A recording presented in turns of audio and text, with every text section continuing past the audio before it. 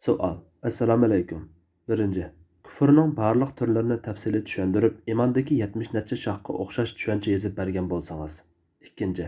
Bir odam Xudo bor desa, ammo Xudoning borligiga ro'shan dalil keltira olmasa, lekin kishilarga ergashib yaxshi amallarni qilsa, biroq kishilar ko'rmaganda gunoh amallarni o'z nafsidan hukm olib o'tayversa, bu kishining hukmi nima bo'ladi? Bu to'g'rida tushuncha bersangiz. Rahmat. Javob. Va alaykum assalom. Kufr haqida gap qilsak uzrab ketadi. Ixchamligimizda kufr degan Alloh va rasuliga turli sabablar tufayli ishonmaslikdir.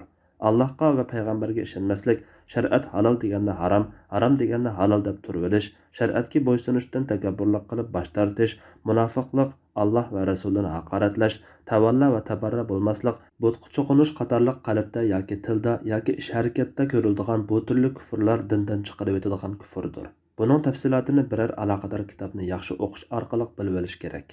Ikkinchi, Xudo bor desa va Xudoning borligini ro'shan dalil bilan isbotlay olmasa mu'min. Chunki har bir musulmon dalil ahli bo'la olmaydi. Gunoh ishlarni qilsa asi bo'ladi, ya'ni asi musulmon. Alloh eng to'g'risini bilguchidir. Fatvoda Dr. Abdul Aziz rahmatulloh.